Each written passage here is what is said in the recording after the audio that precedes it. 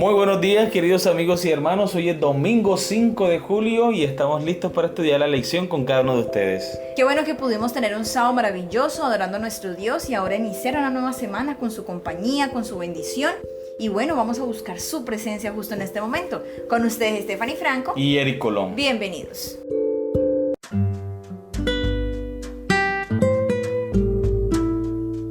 Los testigos menos pensados. El título de la lección para el día de hoy. Lee Marcos capítulo 5, versículos 15 al 20. ¿Por qué crees que Jesús envió a este hombre a Decápolis para testificar a su familia y sus amigos, en lugar de nutrirlo en su nueva fe manteniéndolo con él? Marcos capítulo 5, versículos 15 al 20. Vienen a Jesús y ven al que había sido atormentado del demonio y que había tenido la legión, sentado, vestido y en su juicio cabal, y tuvieron miedo. Y les contaron los que habían visto cómo le había acontecido al que había tenido el demonio y lo de los cerdos, y comenzaron a rogarle que se fuera de sus contornos. Al entrar él en la barca, el que había estado endemoniado le rogaba que le dejase estar con él, mas Jesús no se lo permitió, sino que le dijo: vete a tu casa, a los tuyos, y cuéntales cuán grandes cosas el Señor ha hecho contigo, y cómo ha tenido misericordia de ti. Y se fue y comenzó a publicar en Decápolis cuán grandes cosas había hecho Jesús con él, y todos se maravillaban. Muy bien, recordemos la pregunta. ¿Por qué crees que Jesús envió a este hombre a Decápolis para testificar a su familia y sus amigos, en lugar de nutrirlo en su nueva fe manteniéndolo con él? Si nosotros nos damos cuenta, los anteriores milagros de Jesús, a la gente le decía: no le cuentes esto a nadie, ¿cierto? Como para mantener la discreción, como para que la gente no buscara a Jesús solo por el interés de obtener un milagro o un favor. Pero en este caso particular, a Jesús no lo reciben en la ciudad, sino que le dice que se vaya del lugar. Entonces, como Jesús no puede quedarse allí porque la gente no lo quiere, no puede dar testimonio del evangelio, de la obra que él vino a desarrollar aquí en la tierra, entonces le encarga a este hombre que fue liberado por su poder a que cuente su testimonio. No le pidió que predicara, no le pidió que enseñara la Torá, no, simplemente cuenta tu testimonio. Y Jesús sabía que ese testimonio de él sería incluso más poderoso que cualquier sermón. Exactamente, porque es que todo el mundo lo conocía. O sea, la gente sabía quién era él. Y la gente, luego de verlo transformado, dice la Biblia, se maravillaba del gran poder de Dios. Amén. Muy bien, continuamos con la lectura. La palabra Decápolis proviene de dos palabras. Deca significa 10 y polis significa ciudades. La región de Decápolis era un área de 10 ciudades a lo largo de las costas del mar de Galilea en el primer siglo. Estas ciudades estaban unidas por un idioma y una cultura comunes. El endemoniado era conocido por muchas personas en esa región. Había infundido miedo en sus corazones a través de su comportamiento violento e impredecible. Jesús vio en él a alguien que anhelaba algo mejor, por lo que milagrosamente liberó al hombre de los demonios que lo atormentaban. Cuando la gente del pueblo escuchó que Jesús había permitido que los demonios poseyeran su manada de cerdos y que los cerdos se habían lanzado por un acantilado hacia el mar, salieron a ver qué ocurría. El Evangelio de Marcos registra: vienen a Jesús y ven al que había sido atormentado del demonio y que había tenido la legión, sentado, vestido y en su juicio cabal, y tuvieron miedo. Marcos capítulo 5, versículo 15. Y uno se pregunta, amor, ¿y miedo de qué? Exacto. ¿Acaso no era bueno que el hombre que estaba endemoniado estuviese sano y en su juicio cabal? Así es. ¿No era más fácil tener miedo del endemoniado que tener miedo de Jesús? Efectivamente. Posiblemente tenían miedo de que el Señor descubriera todos sus pecados. De pronto tal vez a eso le temían. Muy bien, seguimos con la lectura. El hombre estaba completamente restaurado física, mental, emocional y espiritualmente. La esencia del Evangelio es restaurar a las personas quebrantadas por el pecado a la totalidad para la cual Cristo las ha creado. ¿Qué mejor persona para llegar a estas 10 ciudades de Decápolis que un endemoniado transformado que podría compartir su testimonio con toda la región? Elena de White lo dice muy bien. Como testigos de Cristo debemos decir lo que sabemos, lo que nosotros mismos hemos visto, oído y sentido. Si hemos estado siguiendo a Jesús paso a paso, tendremos algo oportuno que decir acerca de la manera en que nos ha conducido. Podemos explicar cómo hemos probado su promesa y la hemos hallado veraz. Podemos dar testimonio de lo que hemos conocido acerca de la gracia de Cristo. Este es el testimonio que nuestro Señor pide y por falta del cual el mundo perece. Deseado de todas las gentes, página 307. A menudo Dios utiliza los testigos menos pensados, que son cambiados por su gracia, para marcar una diferencia en nuestro mundo. Amén.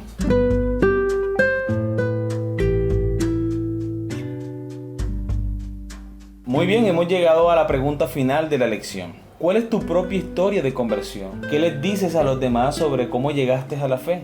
¿Qué puedes ofrecerle a un inconverso que podría beneficiarse de la experiencia que puedes compartir? Bueno, yo tuve la oportunidad de nacer en un hogar cristiano y la gente pensaría que nosotros que hemos nacido en un hogar cristiano nunca tuvimos un momento de conversión, pero es realmente todo lo contrario. Cada cristiano experimenta un momento de conversión donde decide voluntariamente: voy a ser cristiano y voy a seguir el ejemplo de Cristo. Yo me bauticé cuando tenía como 8 o 9 años. El pastor Dionisio Serrano me bautizó. Le mando un saludo muy especial a él y a su familia. Y yo recuerdo que tomé la decisión de seguir a Cristo por mi cuenta, ya no porque simplemente era la religión de mi familia o la religión de mis padres, sino que recuerdo tanto que una vez estaba leyendo el libro Vida de Jesús y estaba tan impresionado por el Espíritu Santo que ese día me leí todo el libro.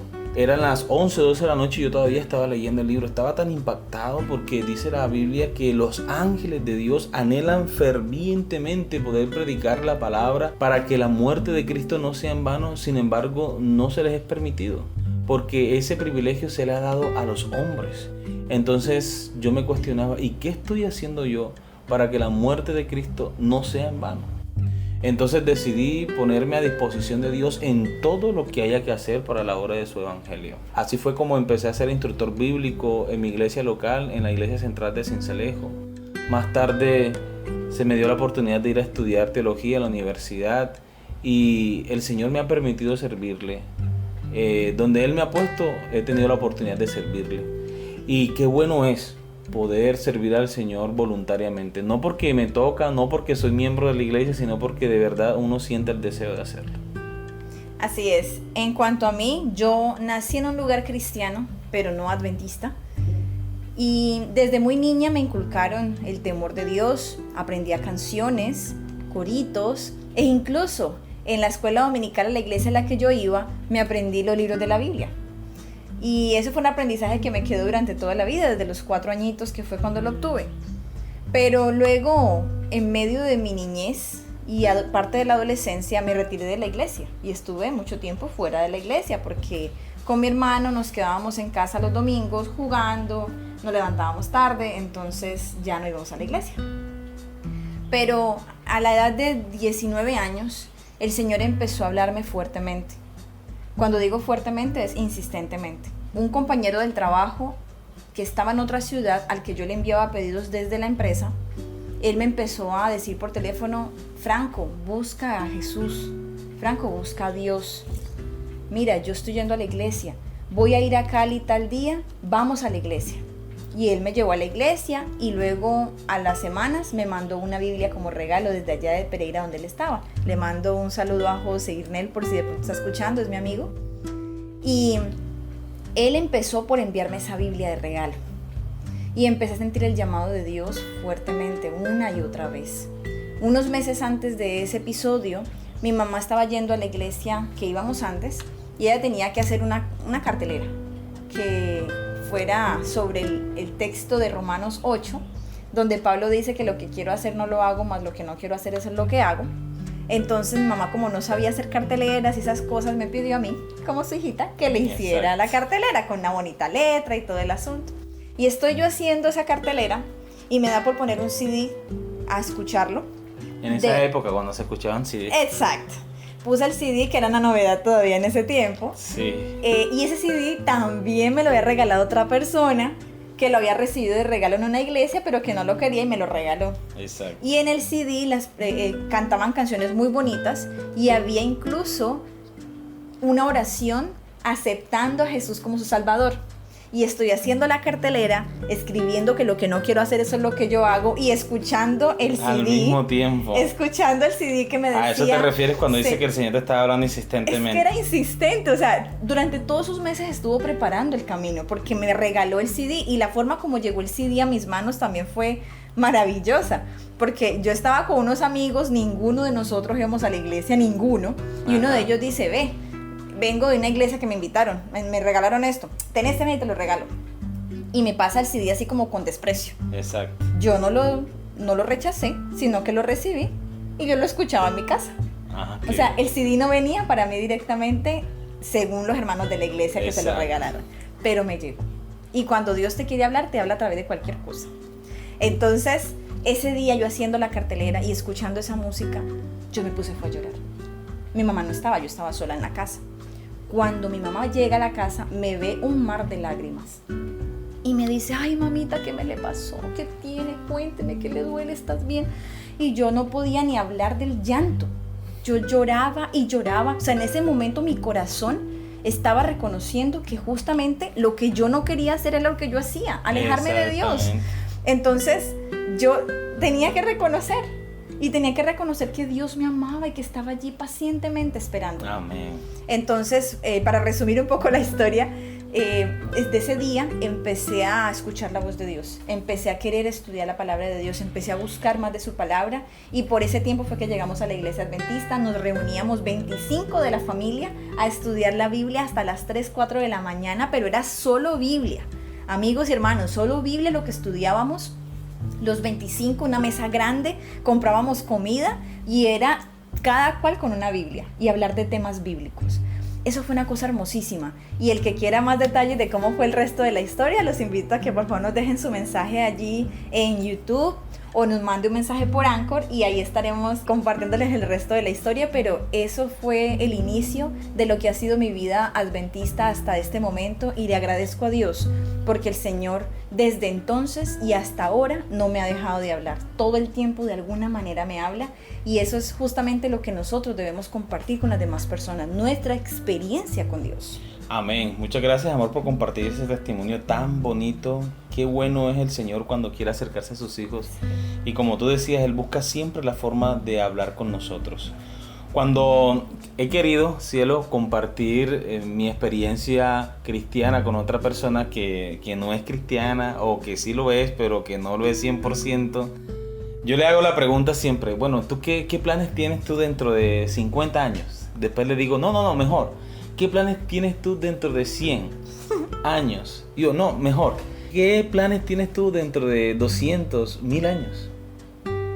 Y la persona, dice? Claro, la persona se queda viendo así como... ¿Qué está hablando? Sí, qué absurda pregunta, o qué pregunta tan absurda. Las personas dicen, no sé, yo supongo que para ese tiempo ya estaré muerto. O que ya estará hecho polvo, tal vez, sí, ¿cierto? Pero entonces yo le comparto mi fe. No, yo dentro de 200 años, dentro de 100 años, dentro de 1000 años, espero estar con Cristo Jesús en el reino de los cielos. Amén. Entonces la persona le cambia la cara y dice, bueno, yo también. Entonces yo le digo, pero ¿qué estás haciendo para que eso sea una realidad? Porque ese es nuestro mayor deseo. Pero ese deseo se va a hacer realidad en la medida en que nosotros estemos dispuestos a ser utilizados por Jesús, a ser transformados por el Espíritu Santo. Debemos todos los días tomar decisiones para la salvación. Amén. Entonces yo le hablo a él de eso. Y bueno, desde ese momento entablamos una conversación ya más de tipo espiritual, ya más de tipo de llamado. Y es una muy buena forma para empezar a hablar de la palabra de Dios, ¿verdad? Exactamente, sí.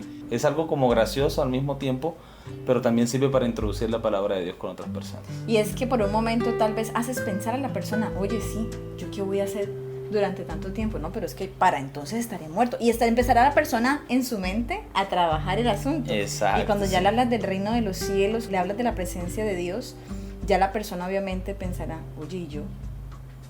Así es. ¿Cierto? Entonces qué bonito es poder poner a pensar a las personas y luego poder dibujar una sonrisa en su rostro cuando les decimos, es posible, tú también puedes, vamos juntos a adorar a Dios. Amén. Muy bien, queridos amigos y hermanos, hemos llegado al final de nuestro estudio para el día de hoy. Esperamos que haya sido de gran bendición para ustedes como lo ha sido para nosotros. Les esperamos mañana con una nueva lección. Que Dios les bendiga.